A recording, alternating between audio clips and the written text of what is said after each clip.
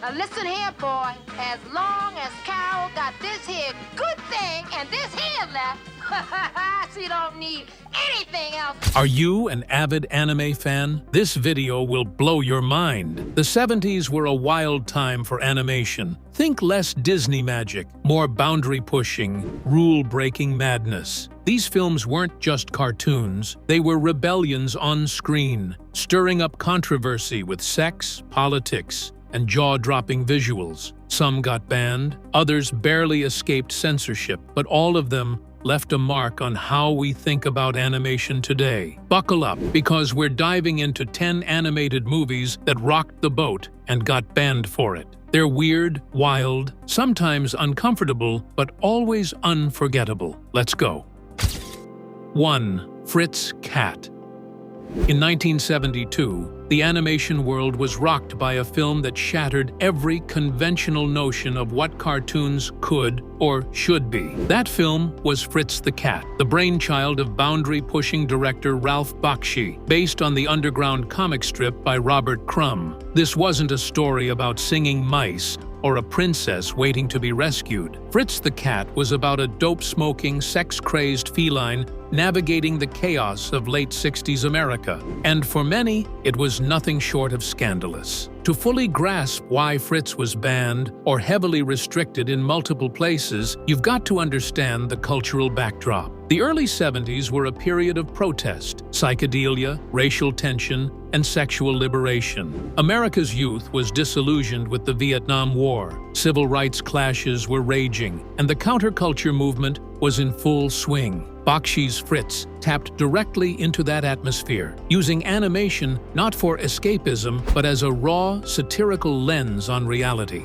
The film featured explicit sex scenes, rampant, harmful substance use, racial caricatures, and a general attitude of screw-the-system rebellion. This wasn't your Saturday morning cartoon, it was a mirror to a world unraveling. The controversy came fast and loud. Fritz the Cat became the first animated feature to receive an X rating from the MPA. It was banned in several countries, including Norway and Malaysia. In the US, some theaters flat out refused to screen it, fearing backlash or just not wanting to be associated with pornographic cartoons. Even in more liberal cities, it sparked protests from groups who saw it as an insult to decency or as a misrepresentation of marginalized groups. Crumb himself, ironically the creator of the character, disowned the film, calling it a betrayal of his vision. But beneath the surface-level shock lies a more layered legacy. Fritz the Cat dared to ask whether animation could be a medium for adult storytelling, not just in terms of sex and harmful substance, but also political critique. It lampooned American society with savage wit, from clueless college students to violent cops to radicalized revolutionaries. Bakshi used caricature and absurdity not just to offend, but to provoke thought. Love it or loathe it, the film opened a door that had long been shut, inviting adult audiences into the world of animated film as a serious and seriously edgy art form. Today, Fritz remains divisive. For some, it's an offensive relic best left in the past. For others, it's a revolutionary milestone in cinematic history. Either way, its legacy is undeniable. It didn't just get banned, it changed the game. 2. Heavy Traffic. Just 1 year after Fritz the Cat turned animation upside down, Ralph Bakshi came back swinging with Heavy Traffic, a semi-autobiographical, unfiltered look at life in the gritty, chaotic streets of 1970s New York City. If Fritz was a bomb thrown at polite society, Heavy Traffic was the shrapnel-strewn aftermath. This was not animation for the faint of heart. It was profane, perverse, and unapologetically personal. So personal, in fact, that Bakshi himself once said it was the film that best represented his worldview. Naturally, it caught fire with censors and conservative critics alike. Heavy Traffic tells the story of Michael Corleone, no relation to The Godfather, a young, neurotic Jewish-Italian cartoonist navigating a surreal version of New York's underworld. He lives with a racist Italian father and a neurotic Jewish mother who constantly try to kill each other, and he falls into a turbulent relationship with a black sex worker named Carol. All of this plays out through a mixture of gritty urban realism and psychedelic fantasy, switching between live action and animation like some kind of hallucinogenic fever dream. The result? A visual and narrative onslaught that's as disorienting as it is compelling. The X rating once again followed Bakshi like a shadow. The film's unflinching depictions of sex, violence, racial slurs, and religious satire got it banned outright in Alberta, Canada, and it faced heavy censorship or restricted distribution in other regions. In the US, some theaters backed away from screening it due to its racial and sexual content, fearing backlash or simply not knowing how to market an animated film that contained scenes involving necrophilia jokes, trans characters, and open references to masturbation. Not exactly popcorn fare, but like Fritz, Heavy Traffic wasn't shock for shock's sake. Bakshi poured his personal experience growing up in Brooklyn into every chaotic frame. It's a film about cultural collision, about trying to find art and love in a world where everyone's yelling, fighting, or hustling for survival. It offers no tidy moral or resolution, just a portrait of a world where survival itself is an act of rebellion. And in doing so, it became a unique piece of animated cinema, one that critics either hailed as genius or decried as garbage. Today, Heavy Traffic is considered a cult classic, gritty, bold, and emotionally raw. It's remembered not just for its X rating or controversial content, but for proving once again that animation could be a medium for adult storytelling that cuts to the bone. Love it or loathe it, Bakshi had done it again. He made a film that was impossible to ignore. If Heavy Traffic felt like a raw punch to the gut, then Down and Dirty Duck took things even further, drenched in surrealism, sleaze, and sheer absurdity. 3. Down and Dirty Duck. If ever there were a film that made Fritz the Cat look like a Disney flick, it might be Down and Dirty Duck. Also known simply as Dirty Duck, this 1974 underground oddity was the fever dream of animation director Charles Swenson and underground music producer Frank Zappa, associate Ted Richards. Rarely screened, aggressively vulgar, and stylistically all over the place, Down and Dirty Duck is one of those films that lives on more in whispered legend than mainstream memory, and for good reason. It was weird, it was raunchy, and it got slapped with an X rating that effectively banned it from most theaters before it even had a chance to offend the masses. The plot, such as it is, follows a lonely, uptight insurance clerk named Willard, who inadvertently gets swept up into an absurd sex-fueled journey by a sarcastic, foul-mouthed talking duck. Along the way, they encounter a parade of over-the-top characters and surreal set pieces that feel like rejected pages from a Hunter S. Thompson novel.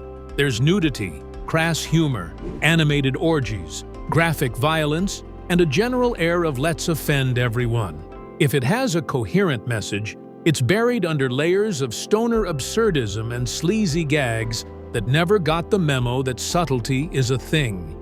The film was produced by Murakami Wolf, which later went on to produce Teenage Mutant Ninja Turtles in the 80s, go figure, and distributed by New World Pictures, but theaters didn't want anything to do with it. The X rating made marketing a nightmare. Religious groups, family advocacy organizations, and even some animation fans were appalled. In the wake of Fritz and Heavy Traffic, there was already a strong public backlash against pornographic cartoons, and Down and Dirty Duck was viewed as the absolute worst offender. It didn't just get banned in several territories, it got buried. And yet, like many cult films, Dirty Duck found a second life on bootlegs, VHS copies, and late-night cable reruns where curious viewers could experience its strange psychedelic energy for themselves. Some hailed it as an anarchic masterpiece that flipped the bird to societal norms. Others called it juvenile garbage disguised as counterculture art. Either way, it's a fascinating relic of a time when animators were hell-bent on proving that cartoons could be as raw and raunchy as any live-action film. In retrospect, Down and Dirty Duck wasn't just offensive, it was a chaotic, unfiltered snapshot of a moment in underground art where the rules didn't apply and maybe never existed in the first place.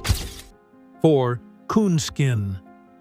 If Fritz the Cat and Heavy Traffic pushed buttons, Coonskin detonated landmines. Released in 1975, Ralph Bakshi's most volatile film took on racism, urban decay, and American media stereotypes with a sledgehammer. Combining animation and live-action footage, Coonskin was meant to be a searing satire, a bold confrontation of how Black Americans were portrayed in pop culture and treated by society. Instead, it got branded as racist, protested before it was even finished, and ultimately pulled from distribution in multiple theaters. It wasn't just banned in the literal sense, it was culturally silenced for years. The film follows 3 Black characters, Brother Rabbit, Brother Bear, and Preacher Fox, as they navigate a surreal, crime-ridden version of Harlem. The story is a loose, urban parody of Song of the South meets The Godfather, where every figure is an exaggerated stereotype. The Italian mobsters, corrupt cops, sleazy preachers, and yes, the protagonists themselves. The point, according to Bakshi, was to expose and mock the absurdity of these caricatures by turning them on their heads. But subtlety wasn't the name of the game here. The film's in-your-face depictions of racial tropes, harmful substance addiction, and violence left audiences stunned and often offended. Before Coonskin even hit theaters, the protests started rolling in. The Congress of Racial Equality, CORE, picketed the film's premiere in Los Angeles, calling it racist, without having seen the full movie. Paramount Pictures, the original distributor, panicked and dropped the film. The independent distributor Bryanston Pictures picked it up, but only gave it a very limited theatrical run. Many theaters refused to touch it. The film was effectively banned in the public sphere, blacklisted not by law but by controversy, fear, and corporate caution. For years, it was nearly impossible to find a copy outside of bootlegs and rare film festivals. And yet, a growing chorus of critics and filmmakers, including Spike Lee and Quentin Tarantino, would later call Coonskin a misunderstood masterpiece. In hindsight, its most outrageous moments weren't promoting stereotypes, but attacking the institutions that created and profited from them. It's angry, it's messy, and it's fearless. Bakshi didn't claim to have all the answers, he just wanted to force the conversation. Whether he succeeded depends on who you ask. What's undeniable is that Coonskin occupies a unique place in film history, a work of animated insurgency that was banned not because it lacked artistic value, but because its art was just too dangerous for its time. 5. Tarzun, Shame of the Jungle. If Coonskin shook audiences with its racial and political fire, then Tarzun, Shame of the Jungle, set out to offend them with juvenile glee and a whole lot of animated genitals. Released in 1975 by Belgian filmmakers Picha and Boris Sulzinger, this risque spoof of the Tarzan mythos was Europe's attempt to jump into the adult animation craze. What they produced was a raunchy, surreal, and at times shockingly explicit parody that didn't just flirt with bad taste, it moved in, got naked, and threw a party. Originally titled Tarzun, the film follows a scrawny, libido-driven jungle man, a far cry from the heroic vine-swinging archetype, as he embarks on a quest to rescue his voluptuous girlfriend, June, from an evil army of bald-headed clones led by the villainous Queen Bazunga. The animation style is crude and exaggerated, leaning heavily into grotesque caricature and sexual absurdity. There are talking body parts, animated sperm, orgies, and more phallic symbols than you can shake a vine at. When it landed in the United States, Tarzun immediately ran into trouble. For one, the Edgar Rice Burroughs estate, owners of the Tarzan copyright, sued over the use of the character's name, forcing a rebrand to Shame of the Jungle. But the legal drama didn't stop there. With its rampant nudity, explicit dialogue, and bawdy humor, the film earned an X rating from the MPAA, making it difficult to market or screen widely. Even worse, it was banned outright in countries like New Zealand, where officials deemed it obscene and offensive to public decency. Censorship aside, Shame of the Jungle did manage to draw some attention for its English-language dub, which featured voices from John Belushi and Bill Murray, though both later tried to distance themselves from the project. Critics were mostly unkind, calling the film puerile, offensive, and lazily animated. But some defenders argued that it was an unapologetic middle finger to propriety and censorship itself, a cartoon that existed simply to push the boundaries of what animation could get away with. In the grand scheme, Tarzun occupies an odd corner of animation history, too crude to be art, too bizarre to be forgotten. It's the kind of movie you hear about in film school or on late-night YouTube dives, a relic of the anything-goes 70s that makes even the boldest adult animations today seem tame by comparison. And if you thought jungle orgies were the height of weirdness, wait until we enter the eerie, allegorical world of the glass harmonica, a film so strange and symbolic it was banned for decades in the Soviet Union. 6. The glass harmonica. Tucked away in the shadows of Cold War-era animation lies The Glass Harmonica, a 1968 short film from the Soviet Union that didn't need sex, violence, or profanity to get itself banned. It just needed ideas. Directed by Andrei Kurjanovsky and produced by Soyuz Multfilm, this 20-minute animated allegory was the first Soviet cartoon to be banned outright by the communist government for formalism and ideological sabotage. Translation: it was too weird, too symbolic, and too dangerously open to interpretation.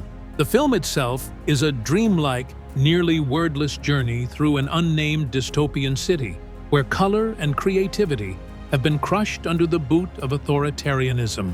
A mysterious musician enters the gray city with a magical glass harmonica, and as he plays, people's souls awaken, faces brighten, life blossoms until the ruling elites intervene, smashing the instrument and reasserting control through fear, greed, and grotesque bureaucracy. It's the kind of story that sounds innocent on paper, but is absolutely packed with metaphors about artistic oppression, state control, and the erasure of individuality. And therein lay the problem.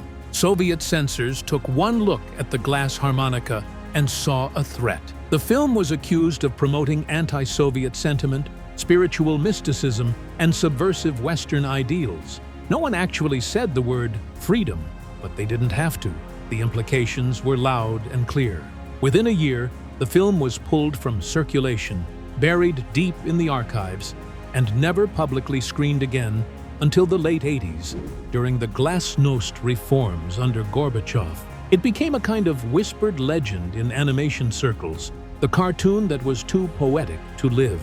The ban speaks volumes about the power of animation when it's used for expression rather than entertainment. There's no nudity, no graphic violence, just abstract visuals, symbolic storytelling, and a haunting score.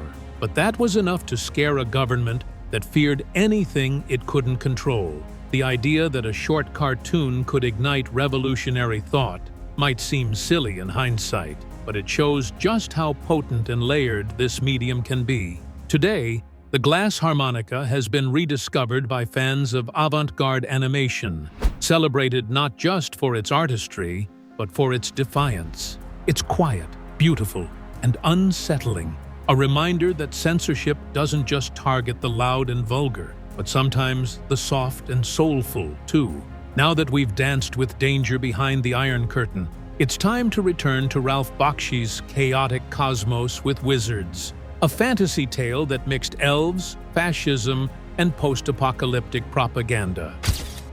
7. Wizards. By the time Ralph Bakshi released Wizards in 1977, He was no stranger to provocation, but this time he swapped out the urban grit and sexual satire for something seemingly more fantastical. Elves, magic, fairies, and Hitler? That's right, Wizards was a high fantasy animated film infused with post-apocalyptic themes, anti-fascist allegory, and actual World War II propaganda footage. And while it wasn't banned in the traditional sense, the film faced significant pushback, censorship in some international markets, and enough controversy to get it pulled or re-edited for screenings in conservative regions. It remains one of Bakshi's strangest and most fascinatingly divisive films. Set millions of years in the future, Wizards tells the story of two wizard brothers, Avatar, a kind-hearted, peace-loving magic user, and Black Wolf, a power-hungry sorcerer who discovers and weaponizes Nazi propaganda to terrify and control his enemies. Black Wolf literally projects footage of Hitler's speeches and Holocaust imagery to rally his mutant army, a jarring creative choice that pushed the film far beyond typical fantasy fare. While the aesthetic is often whimsical and psychedelic, the messaging hits like a sledgehammer. War, propaganda, and ideology are more dangerous than any sword or spell. The film's unique blend of genres, part Tolkien, part Dr. Strangelove, part underground comic book, bewildered many critics and moviegoers. It wasn't quite family-friendly, but also didn't fit neatly into the adult animation box of Fritz and Coonkin. In the UK and parts of Europe, some of the Nazi visuals were edited out or required disclaimers before screenings. In other areas, the overt political themes led to quiet blackballing, with theaters opting not to show it due to its potentially inflammatory content. While not banned by decree, Wizards was certainly deemed too strange, too political, or too unmarketable for many mainstream audiences of the time. Yet for all its unevenness, Wizards struck a chord with a generation of counterculture fans and sci-fi lovers. It wasn't just an animated movie, it was a warning cloaked in robes and runes. Bakshi used the fantasy setting not to escape reality, but to directly confront it, asking viewers to think about the consequences of technology, propaganda, and blind obedience. The result is both bizarre and strangely poignant. Today, Wizards is considered a cult classic. It paved the way for later fantasy animations with an edge: heavy metal, fire and ice, even parts of the Dark Crystal. It's rough around the edges, sure, but undeniably ambitious. And in classic Bakshi fashion, it reminded audiences that animation could be weird, wild, and way more political than anyone expected. And if you thought Wizards was intense, wait until we dive into the shocking violence and heartbreak of Watership Down, a film about rabbits that scarred an entire generation. Ready to go down that rabbit hole? Let's go. 8. Watership Down. On the surface, Watership Down might seem like your typical animated animal adventure, a story about rabbits searching for a new home. But don't let the fluffy exterior fool you. Released in 1978, this British animated feature, based on Richard Adams's beloved novel, quickly gained a reputation for being one of the darkest, most emotionally devastating films in animation history. Its mature themes, brutal violence, and stark portrayal of death and survival made it a controversial piece that was banned or heavily restricted in various countries and traumatized countless children who stumbled upon it unprepared. Unlike the psychedelic chaos of Bakshi's films or the raunchy satire of Tarzun, Watership Down delivered its adult content through deeply emotional storytelling. The film dives into themes of authoritarianism, war, sacrifice, and the fragile beauty of life, all through the perspective of a group of rabbits facing predation, famine, and existential threats. The violence is graphic. Animals are maimed, killed, and even tortured in scenes that don't shy away from the harsh realities of nature. One particular scene depicting the death of a rabbit named Hawkbit shocked audiences so much that many countries considered the film inappropriate for children. In countries like Norway and Sweden, Watership Down was initially banned or restricted because censors felt the film's intense scenes were psychologically harmful for younger viewers. Even in places where it wasn't officially banned, many theaters refused to screen it or required parental guidance warnings. The film's mature tone confused parents and audiences who expected a light-hearted cartoon, but instead encountered a story that was dark, unsettling, and emotionally complex. What set Watership Down apart was its refusal to sugarcoat reality. It treated its animal characters as real creatures facing real dangers rather than anthropomorphized kids' entertainment. The beautiful animation, lush backgrounds, and haunting score contrasted sharply with the grim narrative, making the emotional punches land even harder.